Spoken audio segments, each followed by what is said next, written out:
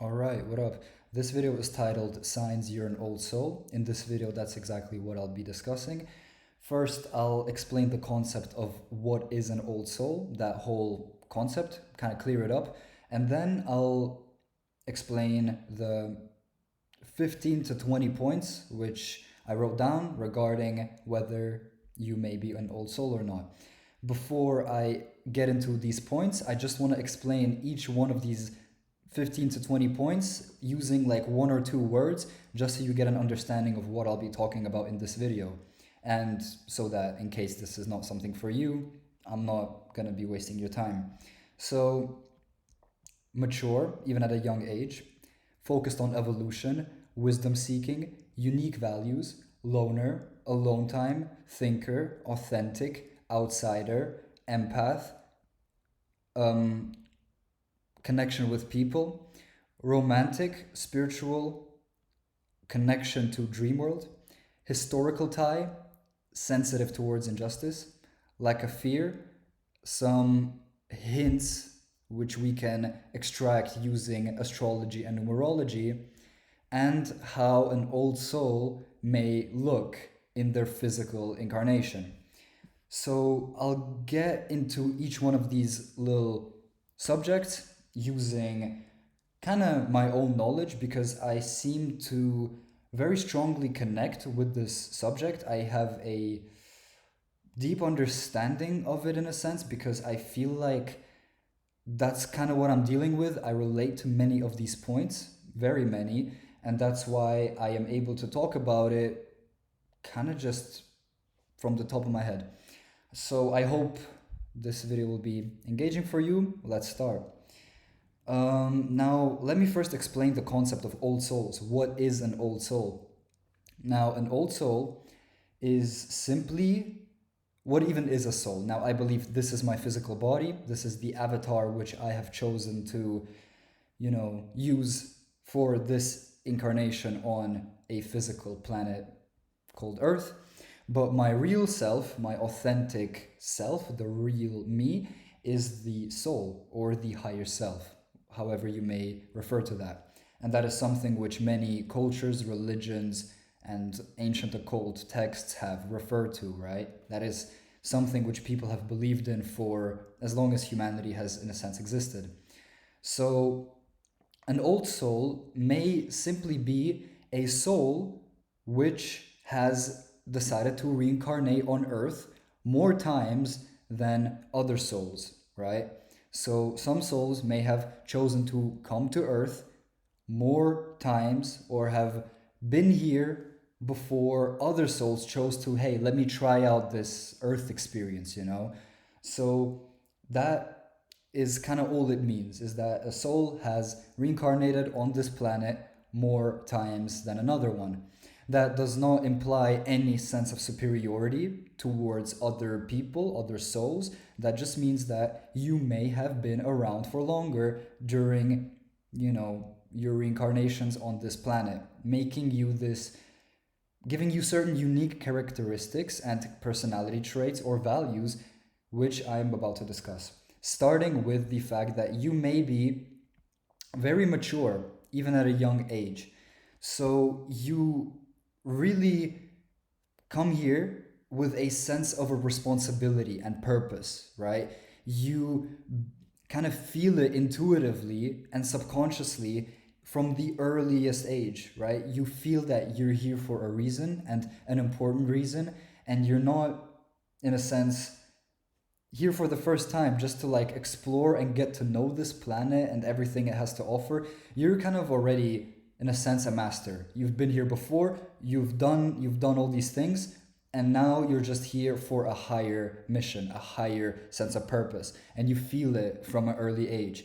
You may have very clear goals, very clear interests, philosophies, dreams of changing or influencing the world in a certain way, and this is what you are going to be living out on. So, on to the next point, evolving, right? You are constantly moving forward, right? This great sense of duty, this sense of responsibility and the higher purpose does not give you the kind of the ability to lay still and do nothing with your life.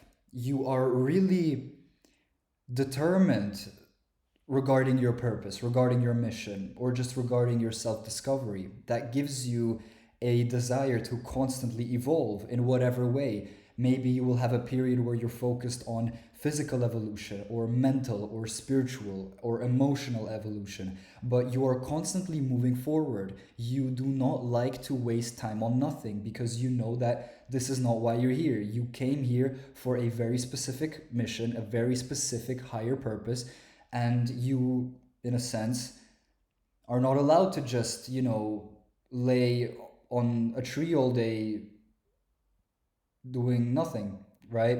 So, yeah, you'll be constantly moving forward. On to the next point. You are wisdom seeking. You are wisdom seeking, and that is something you value from an early age. You have this natural curiosity, right?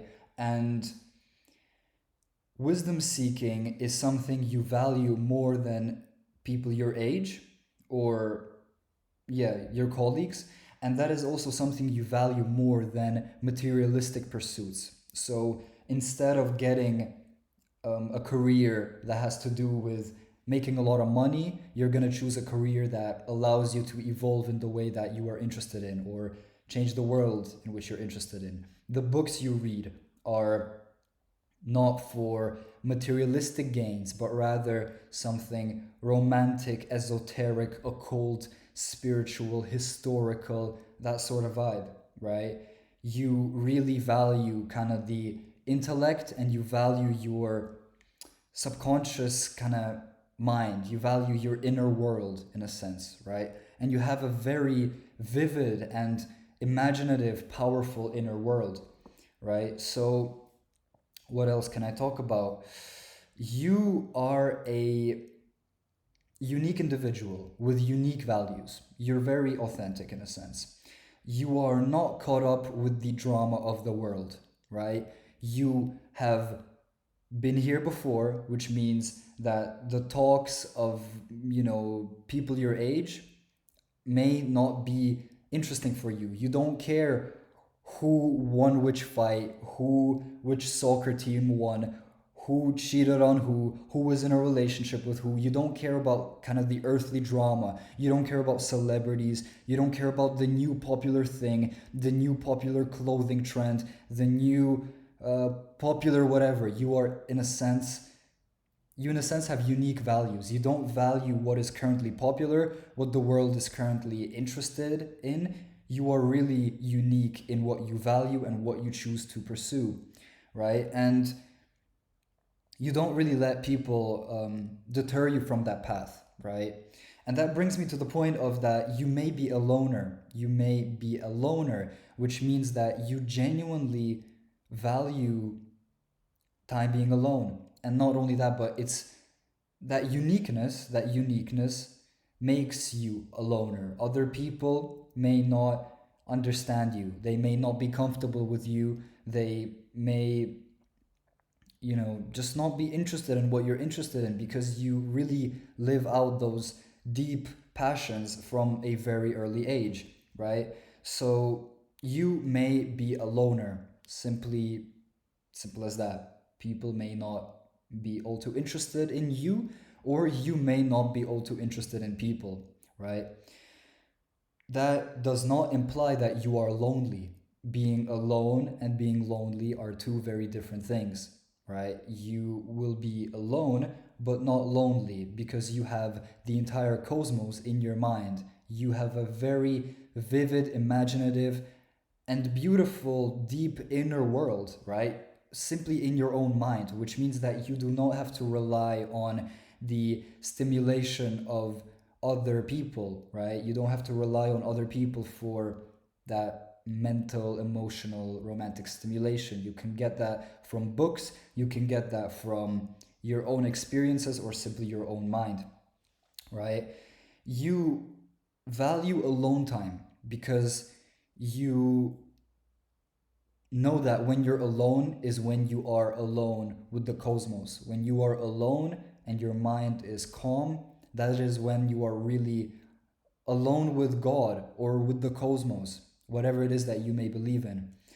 And you like that state. You like to be alone. You don't feel lonely. You feel at peace when you're alone because it's not the first time you're alone with yourself. You've been here before, right? So, what that also means is that if you have to be exposed to many people, or if you're, surrounded by a large friend group, or you're around many people, you're, I don't know, giving a presentation, or you're in school, university, at your job, at the end of the day, you really value your alone time. And you, in a sense, are introverted in the meaning that you have to recharge your batteries. You are not this social butterfly that gets charged from the energies of other people. People seem to exhaust you, they seem to steal your energy, and in a sense, sometimes even leech off of your energy. So by the end of the day, you may feel exhausted and you don't want to interact with other people. You may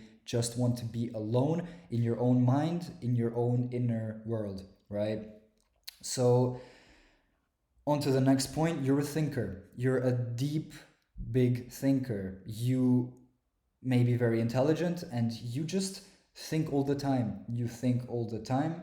You value the intellect. You value intellectual conversations. And you really want to know kind of the secrets of the universe that may bring you towards studying the occult, esoteric sort of things that may expose you to many different subjects. But regardless, that's something I'm going to keep short. It's a quite simple point. You are a deep thinker. You value the intellect and you value what your brain is capable of offering you. On to the next point. You are authentic and you embrace it fully at any cost. That is also why, in a sense, you may be isolated or lonely. It is because you embrace your authenticity and you are not afraid to share or live out your most authentic self. Your most authentic self being your higher self. That is how you get closer to your soul. That is how you are truly able to live out your life through your higher self, is by being the most authentic version of yourself. And if you are an old soul, you may know this and live this way from just your intuition, just from the wisdom you've acquired in past incarnations. And you are going to embrace that authenticity, which is going to make you stand out, which can result in all types of different scenarios when it comes to people, right? Since you embrace your authenticity, you are in a sense not competitive with other people. You don't have this sense that, oh, I have to be better than this person, I have to achieve more than this person. You are really focused on your own mission, your own goal, and what other people have going on in their lives is not part of your business, and it's not something you view as a competitive thing, right? So you're not competitive, you're just focused on your own mission, right? Also, because you've been around so long, you are able to treat this existence with a sense of irresponsibility almost. And that's at least how other people may perceive it. You can behave like a child, you can behave like an idiot, like a clown, like a fool, and you don't care because you just understand the power and the wisdom and the intelligence which you truly hold, which gives you the confidence and the ability to behave truly however you desire to. That may make people perceive you as a fool or an idiot, but that is far from the case. It is just that's what people are able to perceive from you. But you are highly intelligent and wise behind that mask of acting like a fool. So that irresponsibility may make you treat even your physical body in a sense irresponsibly, because you understand that your physical body is only a shell of your true self. It is only the instrument, kind of the meat skeleton, which you use to navigate this physical plane, right? Because if you are gonna reincarnate on planet Earth, you cannot do it as your soul. You cannot do it as the spirit you. You have to kind of adopt this physical body, right? Those are the rules. So you may feel kind of detached from your physical body and not relate and not feel comfortable in your physical body, causing you to be irresponsible towards your physical body. You may neglect your health, overeat, be indulgent in alcohol, drugs, certain substances, or um, yeah, stuff like that. It's just the concept that you understand that your body is not you, allowing you to treat it a certain way, if you get what I'm trying to say.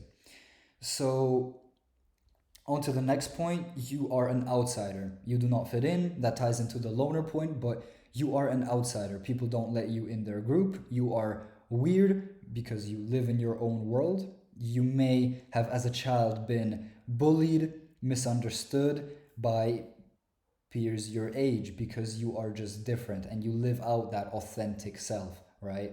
And you don't really, yeah, you don't embrace the same values as other people. And people often fear what is different and who is different. And if you are different, then people are going to fear you. And what does fear lead to?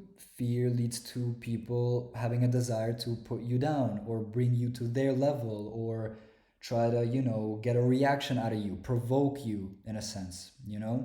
So a lot of old souls deal with bullying at a young age. That may only serve you in the future, but that's something I'm not getting into now. Let's get into the fact that you may be an empath. You have this heightened empathy for people, animals, the planet, the climate, overall this existence, right?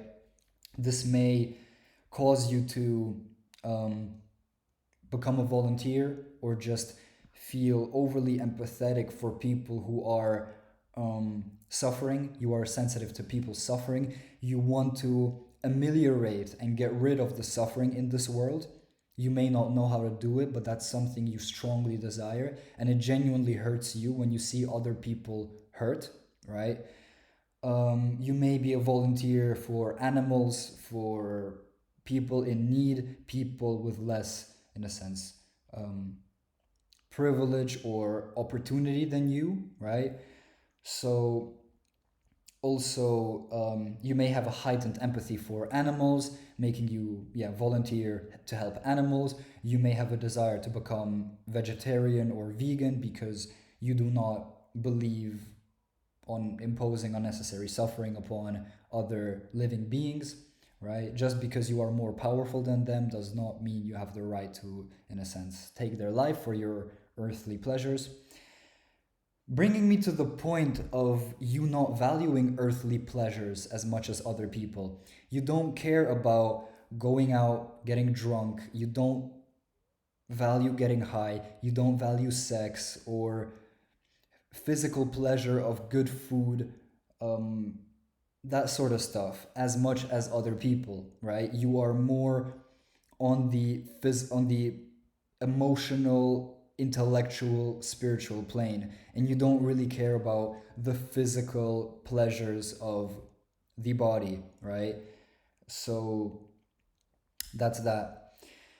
Now, something very interesting, a very fun point that I'm about to talk about is how you interact with other people and how other people treat you. Because if you're an old soul, people are gonna treat you a certain way. This is something you may relate to, so let's get into this. So, you may find that people, strangers, approach you or start conversations with you or ask you for help, you know, because subconsciously, other people, understand that you are a sort of elder, you are a master of this existence. You've been here before, you know your way, you've served humanity in a past lifetime, you've been a humanitarian in a past lifetime, maybe, and that gives people this deep belief in you, this kind of parental figure type of role is what people offer you. It's because your aura, your electromagnetic field, just your vibrational, spiritual, energetic um, kind of self, right? Your aura, in a sense, gives out that wise old man energy. You get what I'm trying to say? Which is why people subconsciously may choose exactly you when you're walking down the street to ask you for directions or ask for some advice. Your friends may treat you like the mother figure, right?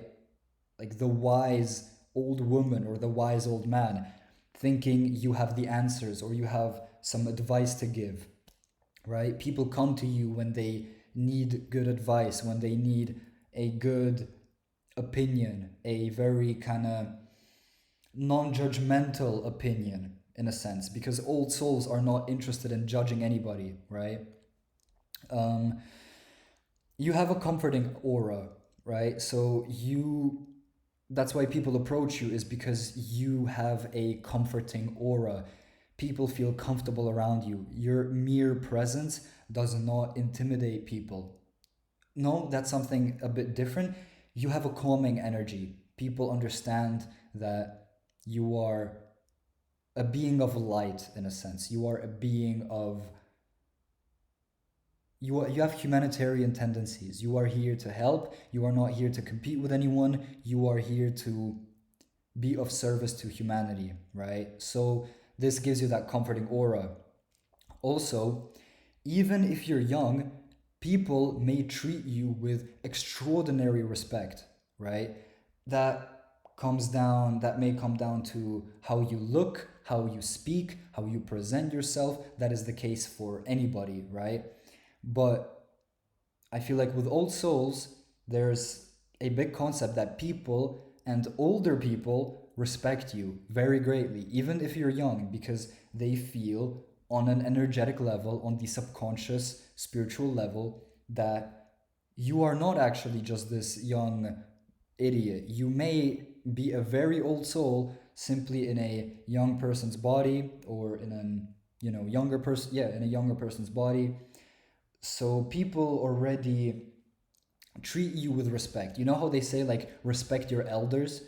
So people help old people cross the street, for example, or everybody wants and is willing to help an elderly person because that's just the right thing to do. That's what we value as humanity, and we respect our elders in a sense. Um, not unless it's unjustified, but yeah, we in a sense respect our elders, and that's how people treat you. People treat you with that same kind of respect that they would treat an elder person, because you are an old soul. Now, if you're an old soul, you may also instantly recognize other old souls or highly evolved souls, because it is felt on an energetic level, but is also seen in the physical manner. That's something I'll explain at the very end of the video, how you can identify an old soul based on how they look. That is, in a sense, not judgmental, but it's like pattern recognition, which is kind of not what we're working with here, but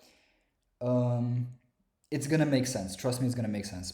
So yeah, when you meet another old soul, you guys instantly have this connection. You instantly have this deep sense of respect for each other, this deep connection, even without saying a word. It's the eyes. Okay, let me break it to you. It's the eyes. It's, yeah, mostly that, but you feel it. You feel it right away, right? So let's move on to the point of that you are very romantic. You may be very romantic. You may be a daydreamer with a great fantasy, fantasizing all day in your head of possible scenarios, possible love stories, romances, whatever it is that you may be into. You have a lot of depth. You value depth in relationships, which may be why you are single or why you have no friends. It's because you value people at the deepest level. You want to have this deep, deep connection, whether it is with a male or female in a kind of romantic, sexual way, or just as friends or as colleagues. That doesn't matter. You value depth. You value depth and authenticity, right? And most people are not able to offer you the depth which you crave, which may make you isolated and stick to yourself, which you as an old soul don't have a problem with at all, because in your own mind you have the entire cosmos, which means that you are never alone, you are never lonely. Now, yeah, you value depth in relationships, and you are willing to wait until that pops up in your life through a synchronistic, majestical way. Let's go on to the fact that you are highly spiritual. You are truly in touch with your spiritual self. You are familiar with kind of the laws of the universe, the way the universe operates, the way that humans operate. You understand psychology a great deal just from the subconscious, just from your intuition and wisdom, which you have acquired over these reincarnations. So, yeah, you have a very deep spiritual connection, and you value your spiritual self more than your physical self, which is something I've explained already. You may be very sensitive to energy. You may feel other people's auras, other people's emotions. This may make you be able to detect lies, detect when someone's trying to manipulate you, and that makes you, in a sense, very powerful. Old souls are very, very powerful, more powerful than maybe souls that have chosen to reincarnate on Earth for their, you know, first couple of times, right? Because you've already experienced a more human 3D reality. Once again, not implying any sense of superiority, simply implying that that is what we're working with. Um, right, that means that people have a difficult time fooling you, right? People have a difficult time lying to you, manipulating you. That does not work with you. You are way too psychic and intuitive to let that affect you and let people, in a sense, do that to you. You are, in a sense, psychic. You may be psychic. So you may see things in people or in the world or certain circumstances that other people don't see. So it's as if you're living in a whole parallel reality while also existing on this earth, right? It's as if you're living in your own little fantasy world while also at the same time interacting and existing in civilization and society and friend groups and all that stuff, right? But in a sense, you have a feeling and a knowing that there are things you see which others do not see. Don't call me schizophrenic. That's just what I'm trying to explain here. Now, you may experience a lot of synchronicity. Synchronicity with events, with smells or numbers, signs, certain messages from the universe, which you are able to just catch and understand at a deep level, right? So, yeah, synchronicity. That's what I'm trying to say. You have a vivid connection to the dream world and your subconscious. You may have memories of a past life. You may have a vivid connection to your dreams. You may have a connection with entities or people or places in your dreams that may have to do with a past lifetime or simply just the astral realm. So that's that. Historical tie. This is a kind of an interesting one. You may be very attracted and pulled towards a certain time period or a certain historical event, which means that you may be very interested in history, studying certain periods in history, or the history of specific countries or empires, you know, religions, cultures, whatever you may be into, right? Um, you may be, yeah, very interested in a specific historical event to the point of obsession. And that may have to do with the fact that this is where you've been chilling in your past little reincarnation. So you may also have a certain connection to places or fashion trends. You may like to dress up as people used to dress up, I don't know, many kind of decades ago. You dress in a sense, not in a way that's popular. You have your very own unique style that may have to do with you know, with the way people have dressed when you were around, however long ago in a past reincarnation. Um, yeah, this makes you interested in history, etc. You may feel out of place.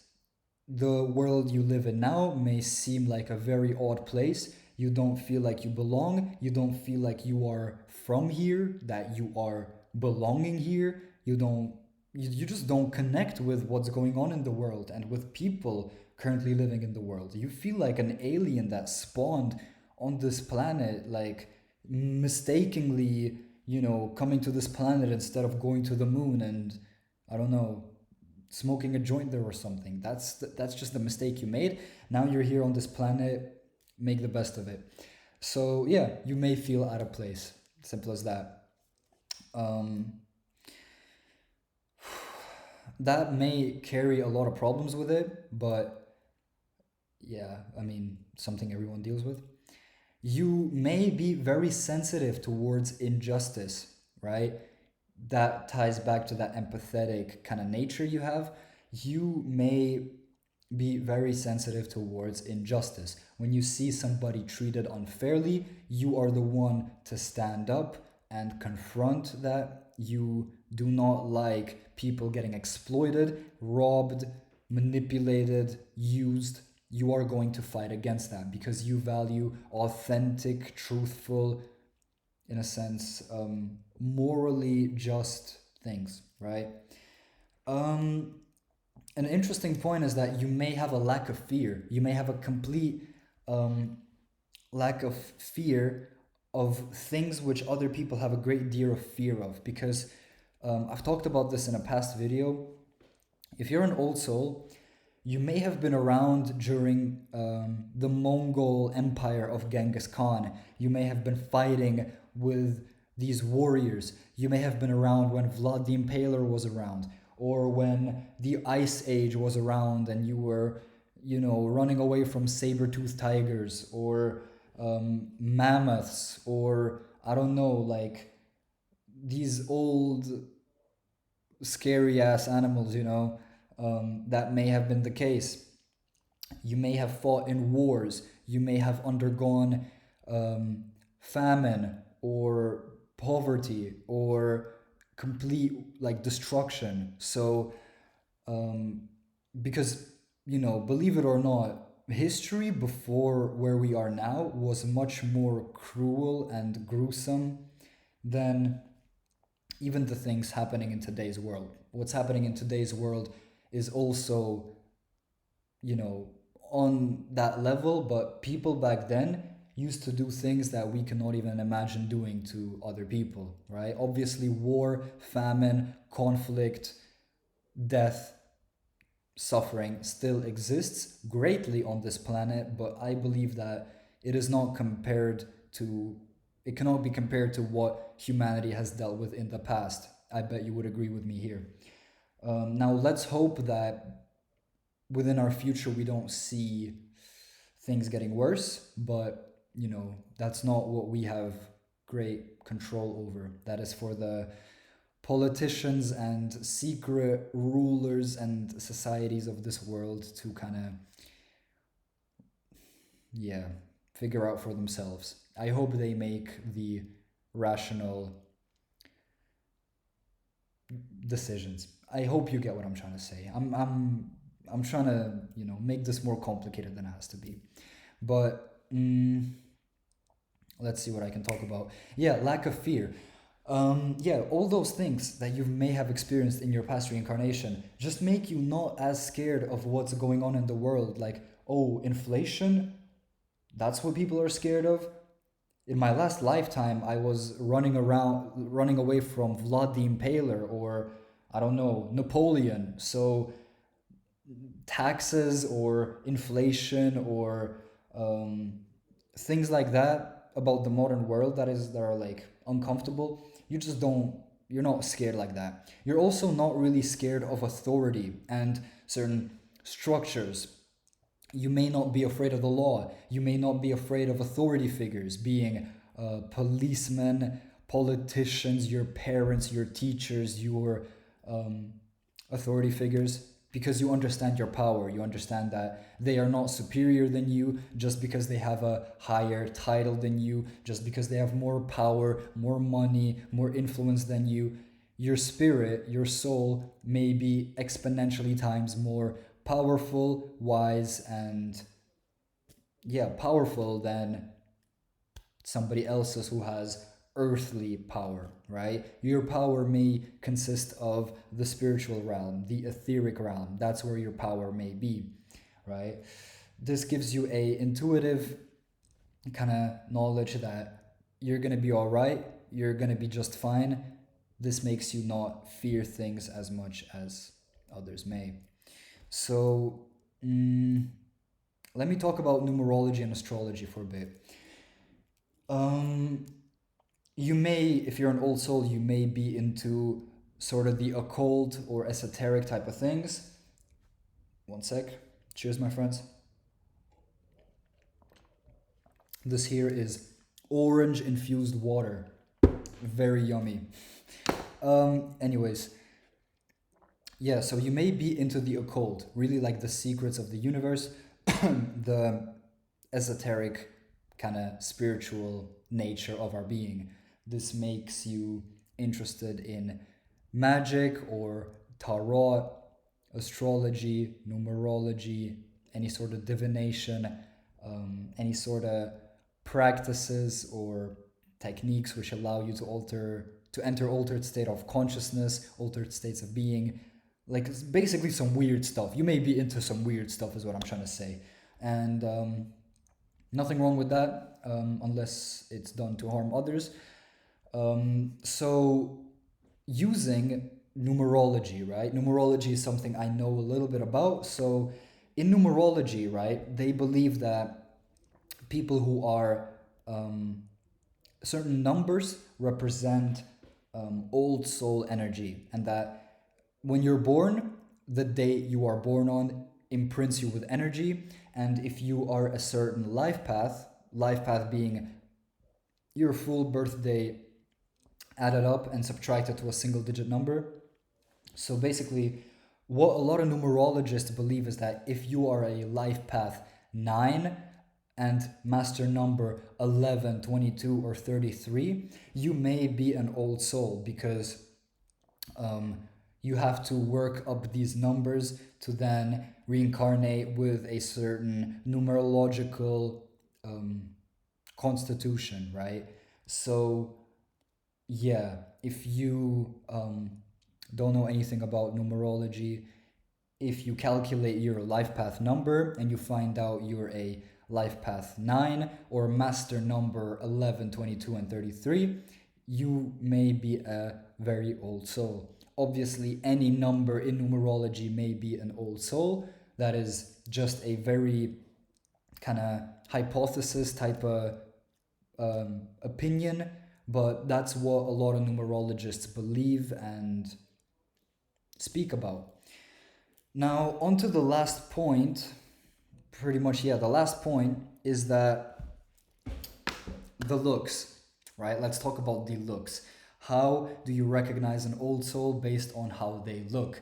Now, something personal I'll speak on right now is I knew a woman my age, and I calculated her numerology. She's a master number 11, making her a potential old soul. That is something I felt with her from kind of the beginning. She has these, basically, she looked like an ancient person, you know? Like, people look different nowadays than they did 500 years ago or 300 years ago. If you look at art from like the Renaissance era, or like certain Greek mythology, or let's use Greek mythology as an example. if you look at like how people looked like in ancient Greece, right? They look very different than modern humans, right? Even if that modern human is born in Greece, people just kind of, our genetics kind of evolve. We kind of evolve as a humanity. So over time, people look different, right? People look different in all time periods and timelines, right? But what I'm trying to say is that this woman, she looked like she's not from our time. She looked like she is like a lady that Leonardo da Vinci would draw, right? That would be on like a painting of like some Greek king, maybe, whenever that was. What I'm trying to say is that she looked not like modern humans, she looked ancient. And um, I'm not talking about beauty here. That's a very subjective thing. Me personally, I found her very beautiful, but she looked like not from my generation, not how people look from my generation. She looked like this sort of, as I just described, like something that, I don't know, Michelangelo or some Leonardo da Vinci type of individual would draw back then, right? So she looks like she is from an old era, right? Um, that's obviously just a hypothesis. That's not, science. None of this is science, my friends. But it's not. It's just a very, hypothetical thing. But another clear sign also with this woman, she was very interested in history, right? So she was obsessed with history. That is what I talked about. Old souls may have a very special connection to um, certain historical events, blah blah blah. I've talked about this. Also, the number one giveaway I would say are the eyes. The eyes of an old soul give off a very, they can be intimidating, but at the same time calming, but deep, right? So that's that. They say the eyes are the windows of to the soul, right? So um, when you talk to someone, you look them in the eyes, and that is kind of how your higher selves are able to communicate on a spiritual level, I guess. But yeah, you feel it. You feel it when if you're interacting with the old soul. If you relate to what I just said in this video, and you may be one yourself, I actually believe that pretty much almost everybody who walks this planet in a physical body has been here before. So we are all, in a sense, old souls. It's just I believe that some have been around maybe 10,000 times, while others have been around 1,000 times, making the ones who have been around 10,000 times old souls. But that doesn't mean that the ones that have been around 1,000 times aren't old souls either. I believe we are all old souls, and it's very rare that you see someone who is like so kind of naive and clueless to everything that you're like, bro, you must be here for the very first time, bro. You may it's like a child. And I'm not trying to disrespect anyone. I'm not trying to sound, get my ego in the way. I'm just using that as an example to connect the dots for everyone. But um, yeah, I knew a person like that. They like behave like a complete child, fully naive, fully like optimistic and clueless. And that's something very beautiful. That's honestly something very beautiful. But that's kind of the thought I had is like, bro, are you here for the first time? Like, is this your first reincarnation, bro? Because you behave as if you've never, you haven't been exposed to a drop of suffering. A pinch of suffering is not what you've experienced yet. Um, yeah, just like a little fun example I gave you here. But what else can I talk about? Yeah, the eyes. The eyes. They may be intimidating. They may be very calming. They may look deep and wise and have a certain spark to them. You will recognize an old soul based on the eyes, right? Um, but yeah, I feel like if you're an old soul, you kind of know it for yourself. You don't need any of the stuff I told you about. You may not even relate to anything I told you about. You most likely do. You may not, and that doesn't mean that you are not an old soul. Um, I think I've talked enough. Um, yeah, I hope that video was useful, and yeah, I wish you the best of luck, my friend. Um, I wish you a great reincarnation, and in case you want to come back here in the future, I wish you great future reincarnations as well. See ya.